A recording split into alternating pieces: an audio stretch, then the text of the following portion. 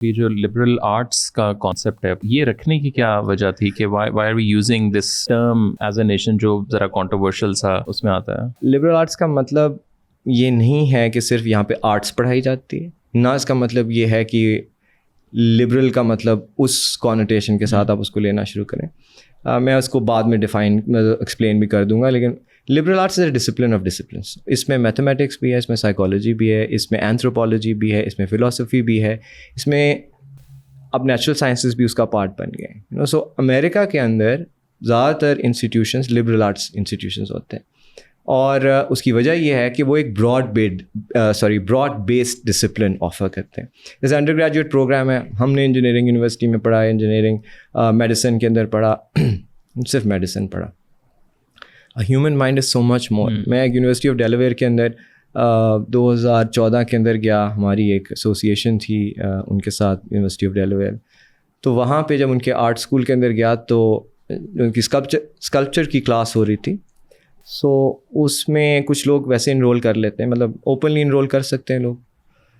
سو اس میں کچھ لوگوں سے ملا جو ڈینٹسٹ تھے، and they were taking a course in sculpture, because جو دانت کی جو بناوٹ ہے وہ پورا ایک ایسے ہی جو مجسمے کی طرح چھوٹا سا منیچر مجسمہ ہے.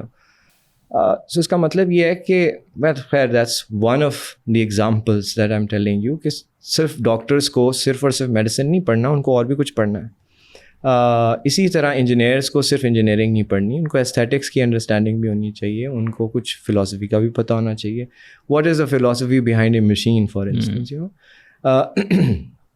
پرپزفلنیس کیا ہے.